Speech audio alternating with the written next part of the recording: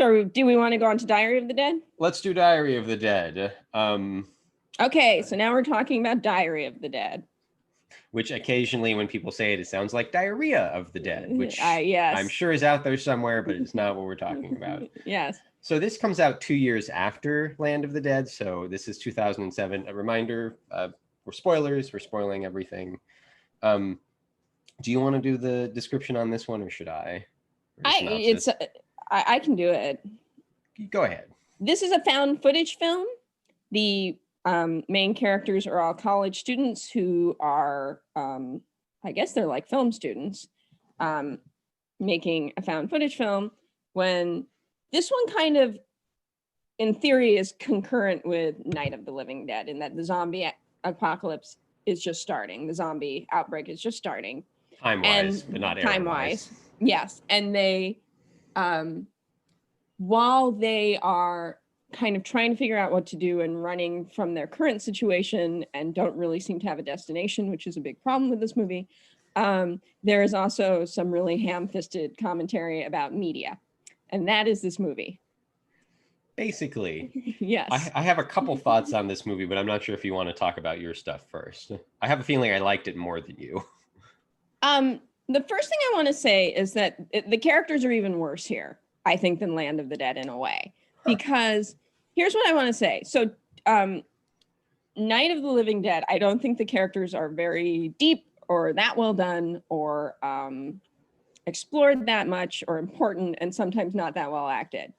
But there is a range. It almost makes me think, once I was watching a Akira Kurosawa film and he almost like, and Kubrick does this too, who's notoriously bad with dealing with actors, just get a bunch of interesting looking character actors and that will create character.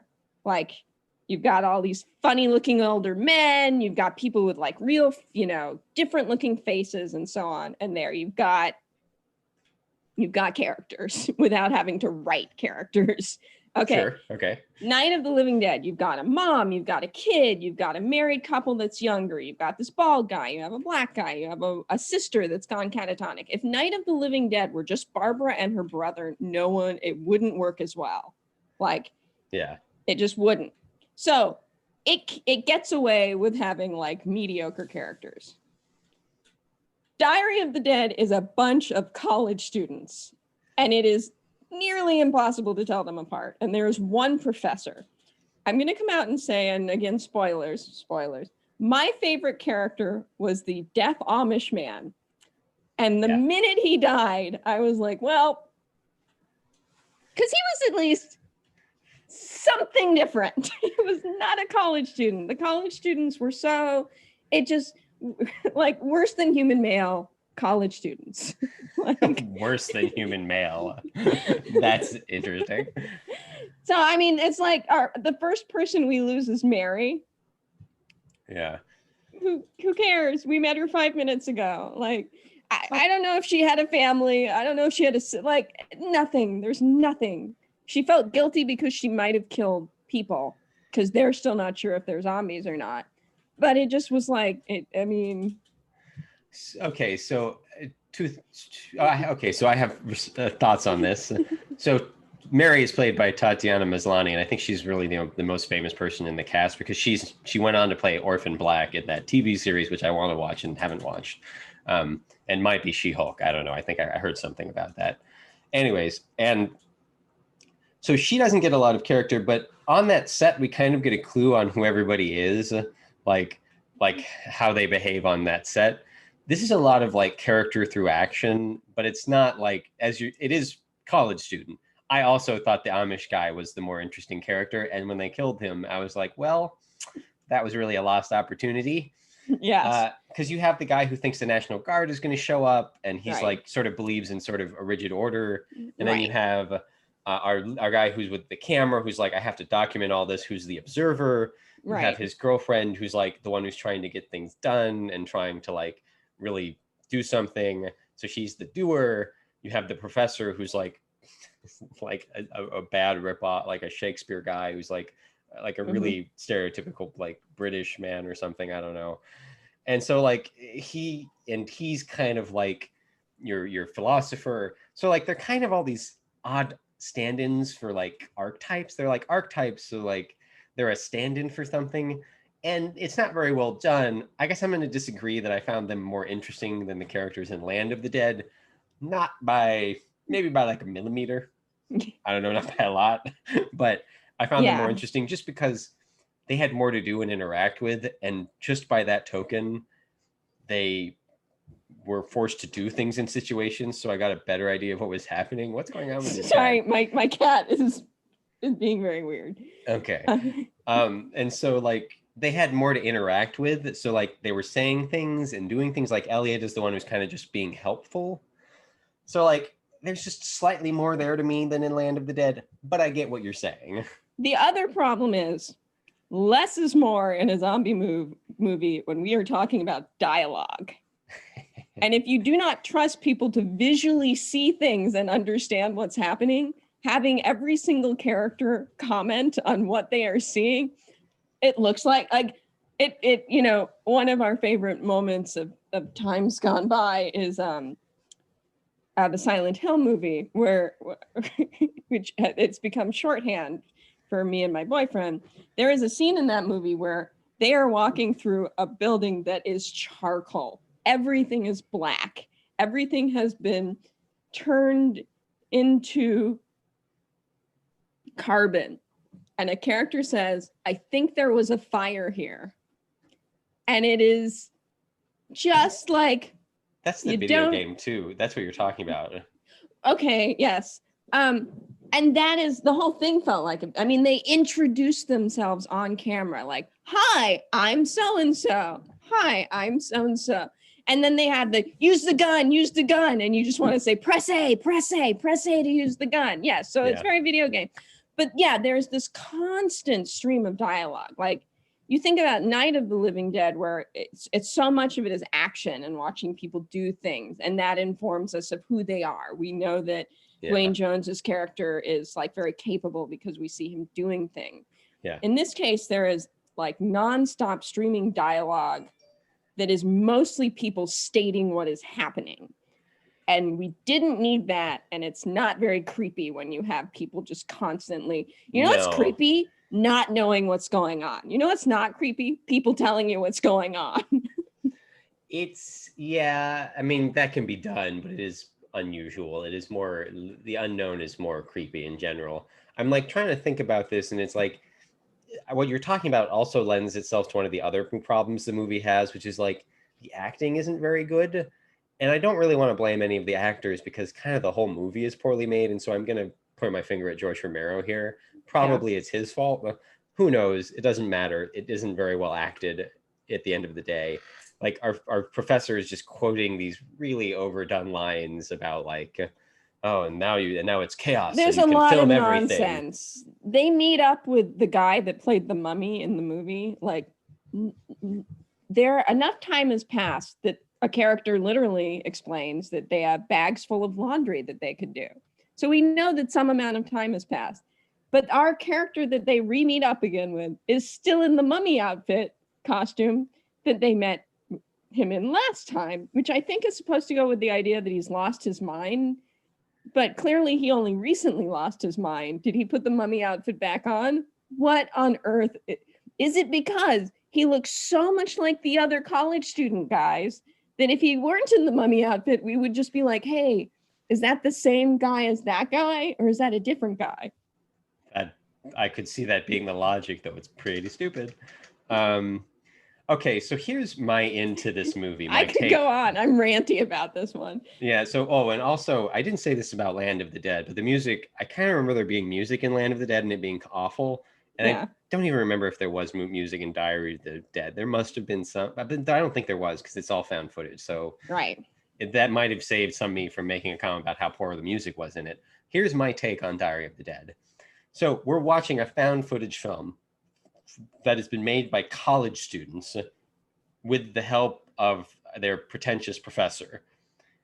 And there's narration, there's people quoting like ideas about the world and the universe and whatever.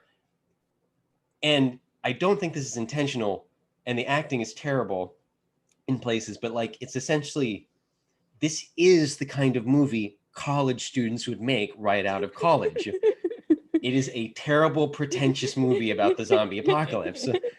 And so there's an inherent humor in that, because they're just like, they're acting poorly and they like don't know what to do, but they want to do something because they're all film students. And like we've gathered all this found footage and they're trying to put it together to make something meaningful. And so there's an inherent humor in that. And that's what worked for me, because like I think like it's this ham-fisted thing about like media and how we use media. And I think what he was going for was like, we should be careful with how we use media. There's really, you know, icky ways to use it, but you have to document things. And like, there's a thing there that probably Romero was trying to do. And unintentionally, what I think he was doing, what has happened is that the movie is like, well, media is messy and people are trying to be meaningful. And sometimes they're just trying to make a buck. And sometimes they just want to be the person to capture everything. So like he's unintentionally made this kind of like meta comment almost. But see that, now I'm going back to what I said about Land of the Dead, which is what we actually have here is an older out of touch director who's like, hey, my films were about societal issues and I didn't even realize it. What should this one be about? Oh, media. And then he makes a movie where media is not relevant at all to the plot. Right. So it's all comes up in arguments between people that are practically non sequiturs, because like zombies are trying to kill them. Yeah. But they're going to stand here and fight about like the media. Yeah. So if you're going to have a movie that's about, you know, media and representation and so on, and then it needs to be part of the plot. It can't just be random conversations. And what I was thinking, again, I was thinking of Nightcrawler. I was thinking, how cool would it be if you took the movie Nightcrawler, where Jake Gyllenhaal is this like guy that keeps going where he shouldn't and recording things he shouldn't and getting more popular because of it. And he's completely heartless and psychopathical. And take that story and mesh it with a zombie story. And then it would be really interesting. Yeah. But instead it was like he had a story and then he was, and again, I'm making up all kinds of things. And George Romero was probably a lovely man and, you know, just doing his best. But it's like, oh, how am I going to make this zombie found footage film relevant? And he just kind of like added it in later or something, because it really doesn't matter to the story at all. It's just kind of stupid. Yeah, and there's like a love subplot that like barely matters, and like and it made me think, you know, I'm not anti-found footage films overall, but my least favorite one ever is End of Watch, which got some critical accolades, and I was like, what on earth? It was so bad. But like I wanted to watch that. I didn't know you hated that film. Watch it and tell me what you think. But I think it becomes sheer nonsense. But Cloverfield, the first Cloverfield film comes out around the same time. And it's not less like a critical darling. I don't know how much people talk about it, but I feel like it kind of got more attention. And part of that, I think, was just the visuals of it, like seeing the monster in the background, the whole scene where like the apartment, you know, is tilting and stuff like that. And the found footage stuff was kind of nonsense. You know, all found footage films are a little bit nonsense because it doesn't really make sense. But that's where if it had been a Nightcrawler-like story, you know, it would have made more sense for someone to be doing it the way they were doing it. So, and I think you're right.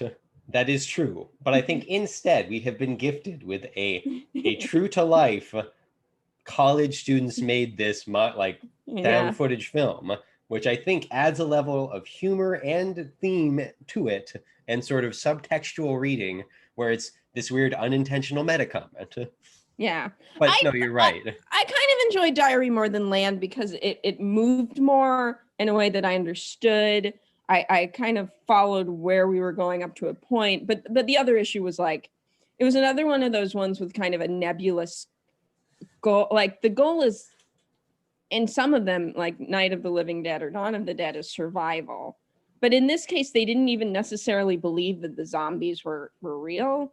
So that wasn't really their goal for a while. So it was just kind of like, like their goal became whatever happened next. And that this is not the kind of movie for that. So I think you're right. So Land of the Dead has so far been my least favorite. I was having a little trouble even talking about it because there just isn't too much to it to me.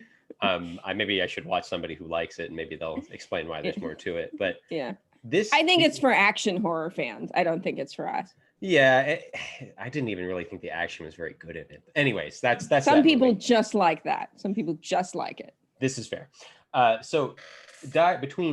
here's the thing: between Diary of the Dead and Day of the Dead, which I'm sure you like more than this movie, I actually might like this movie more.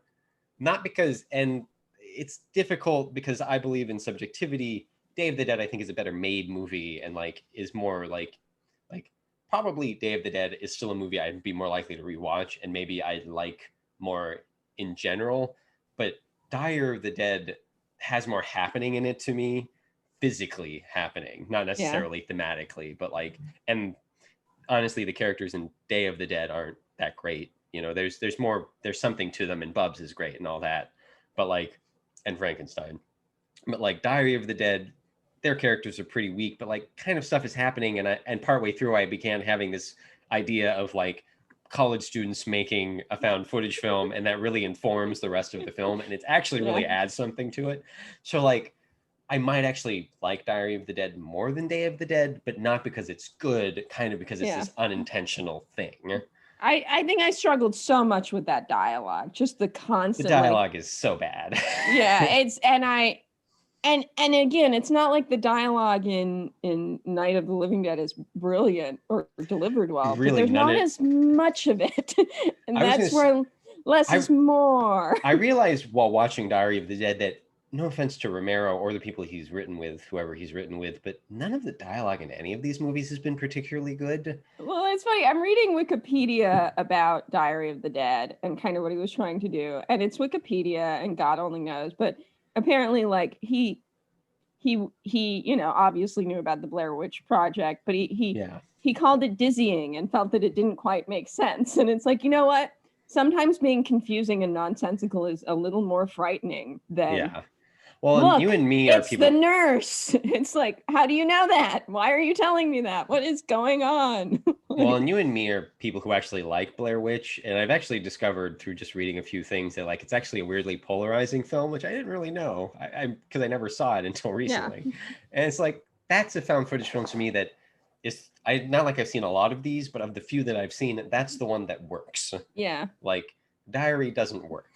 Yeah, like it only works if you have this unintentional reading of the film. Yeah, I think Cloverfield works better than Diary, and I don't particularly like Cloverfield. Cloverfield's a big monster movie. I'd have to watch it. I have one more thing to talk about with this film in particular. So, Night of the Living Dead is 1968. George Romero unintentionally revolutionizes horror movies and sort of zombie movies, and basically is a trendsetter. Right. Dawn of the Dead comes out. I think, as far as I can tell, it might actually be more popular. Yes. I don't know. It revolutionizes. I think financially, it's the most popular one. And so that's, he does this movie. People like it. It's another kind of, I don't know that it really revolutionizes things the way that Night does, but he's still kind of a trendsetter. Right. And that's where we were talking about, like, how many mall movies were there before? Probably there was one or two. I mean, I don't know, but it feels pretty iconic. And then Day of the Dead, which is still a part of this original trilogy, really, is not a trendsetter, but it does have Bubs, and he's still kind of doing interesting things in our minds. And as far as I can tell, and I haven't done a ton of reading on this or anything, but just from my vague film knowledge, like, is still an interesting film that isn't really like, it is a plot that we've seen already, but it is Romero doing something interesting and kind of a little different, sort of, maybe. Frankenstein is the interesting part. That's the different part. Fast forward to Land of the Dead and then Diary of the Dead, where he has weirdly regressed from being a trendsetter to following the trend. Yeah, doing a poor job of it. I have a thought on that, but I'm going to let you. So Land of the Dead is an action horror movie. And again, don't know the history of these things very well, but it's definitely not the first action horror movie. When did 28 Days Later come out? 2003. So yeah, I looked this up recently. So that's a couple of years. 2002. Okay, so that's a couple years before this. And that was actually a part of what I think is that era. That era's like that was a big movie for zombies Right. in that era, and that I think probably helped George. I imagine that must have helped George Romero even get Land of the Dead made. Right. I'm curious. Who knows? Right. But and so Land of the Dead is weirdly like almost copying that style of zombie movie, like action horror movies, and there are other ones, but like it's that kind of movie. And then Diary of the Dead is copying Blair Witch, and Blair Witch is what, 2000 or something, or 99 or 99? Yeah, it's right around there. And Diary of the Dead is now copying that and doing kind of a poor job of it. So I'm just fascinated by the fact that this director, and I know he's made other things and I've heard some of them are good, like who set the trend with Night of the Living Dead and changed, was a part of the 60s, when the studios had fallen and before the studios had really picked back up again. Like there's an era in the 60s and 70s where things were a little different for movies, like as far as I know. And he's a part of that era and setting trends in movies, and sort of they're doing things differently. And he does it sort of again with Dawn of the Dead and maybe kind of with Day of the Dead, and has regressed. Like that's an interesting story. So I was thinking about this. I'm going to push back just a tiny bit, because when we talked about, I agree with you in some levels. I actually think Dawn of the Dead is the most revolutionary one. I think we even talked about this. Night of the Living Dead isn't that original, but it cobbles together a bunch of things in a way that feels fresh and original. That is what we talked about. So I'm not sure how good he was at trend setting ultimately, because I think it was more about all of this this may all be unintentional, really. I mean, it kind of seems like it all is. Right. And there was also just the effect of being a filmmaker who worked in commercial films coming into, which is something that Robert Altman is famous for. Yeah. He just had a different aesthetic, and that bringing that aesthetic to, a story that had already been seen before, it's created something new. Yeah. With Diary of the Dead, found footage, he had a chance to do something like that. Like, he could have done that in a way that worked. But again, it goes to like, he needed to do it as Nightcrawler then. Like he needed to do something else. And he didn't. Honestly, thinking about like, if what we're saying is right, and he wasn't really trying in those first three movies, he shouldn't have been trying to do anything. Right. Like maybe he should have just tried to make a fun movie. I feel like it's got to be hard as you progress in your career. Like Scorsese is an example of someone who's as an older man still really churns out. Like, I'm not a huge Scorsese fan, you're way more, but I will say, like, he doesn't feel like an old guy making movies. No, yeah. Whereas like Spielberg, Lucas, I want to say his name, Apocalypse Now and Godfather guy. Francis Ford Coppola. Yeah, like their later films start to feel like kind of what like a little out of touch.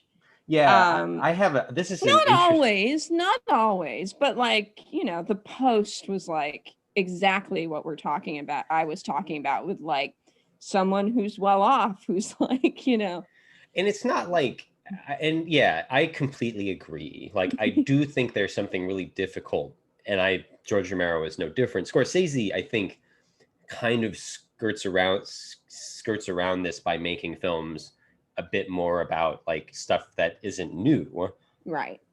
But like still keeping, like, he seems like he might also just maybe be slightly more in touch than them. I don't know, who knows? Yeah, that is kind of what we're saying here. But like Ready Player One, from Spielberg, spoilers, the big climax to that first part is like the guy drives backwards, and it's like Spielberg has never played a video game. Like that's what that feels like. Like people would do that the first time that race happened, because people would just dick around and do it. I get it. I get the setup of the world, like, and how like people are poor and shit and like all that, but people would have done that. Yeah, it's pretty dumb. It's really, it just that just cuts the bottom right out from it to me. Yeah. I'm getting a look from my girlfriend. What does that look mean? Well, that's not in the book. That's how the book was written. Yeah. What's it? No, the book was not written that way. That's not in the cars. That's not how the book was written. Yes, in Ready Player One, when they go backwards in that car. Do you even remember the movie? We'll talk about this after. In the book, it's different. In the the book has a bunch of stuff. I haven't read it, but I know it has a bunch of stuff. I've read the book. I think the book is kind of fun. I don't think it's great. Like, a lot of people really like it. I'm like, I don't know about that. But the book is very specifically about, like, I guess the 80s. Yeah. As far as like, and the movie just has none of that. And that's what was interesting about the book, was how specific it was to the 80s. Yeah. Anyways, and so there's also that, like, it has to be bewildering. Like, I think in any industry, when you knock it out of the park with the first one and the second one, really, and at that point you become self-conscious about, and I think, I mean, again, just making up things, what could be happening, but I've seen that happen in other creative, you see that happen in music, you see that happen in writing, you see people who just make a thing that's good, and then they're like, oh, I have to make another thing that's good. Well, Madonna is almost like a joke now to people, which is really weird because she was so big for a while. Right. And so, and I think that's got to be hard, and some people do it better than others, and some people are able to keep making quality things, and other people, eventually lose touch. So I feel like I think it's specifically for people and it's not something I think that, like, it happens for like musicians, writers, directors, but like, does that happen for actors? Maybe on like a personal level, but like Robert De Niro, like, you see him in a role, you don't necessarily think he's out of touch in that role, right? Yeah, but there are actors who start phoning it in. That's true. But that's, and I think I think that's as close as you can get with acting. Yeah, like, I think you're right that the Land of the Dead and Diary of the Dead do feel out of touch. Like, they don't feel like they were made by somebody who really understands what's going on. Like, I'm even thinking of somebody like Kubrick, who, I don't know that Kubrick made it to be that old or something, but his movies are so specific and weird that, like, I mean, I've never seen Eyes Wide Shut, I think is his last one, but like, I couldn't, like, his movies always have a very specific style and thing they're doing. Right. Whereas Romero, it does feel like now he has this pressure on himself. He's like, and some of that could be outside pressure. Some of that could have to do with how the industry changed, what people were asking for him, how much control he had over how much money he had or not. Because, like, I think he does better with less money. Yeah, who gave him that money, who was working with him. It's not all on Romero either. No, I mean, clearly Tom Savini was not doing the effects. I mean, I don't think he was doing the effects after. I think he only did Dawn and Diary. He shows up in Land of the Dead. You mean Dawn and Day? Dawn and Day. Sorry, Dawn and Day. Yeah. I think he shows up as a zombie in Land of the Dead, but he's not, Yeah. Yeah. So I agree. I would be curious, like, I don't know that there's a lot of scholarship on this, but I'd be curious for like how other people think about this. Like, it doesn't help that, like, we have this weird thing with Spielberg and like how you have to show your movie in theaters to qualify for the Oscars. And like, I don't care about the Oscars, but I do think that's kind of like a bit of an older way of thinking. I mean, I love watching movies in theaters, but most people don't care. So like, I agree. And I think Diary I think it's better than Land. And a part of that might also be that Romero has less money, but it does feel like somebody who's a little out of touch, which I think lends itself to the unintentional college student making a film. Right. Anyways. I think that wraps up what I have to say about Diary, unless you have anything else. That's it for me too.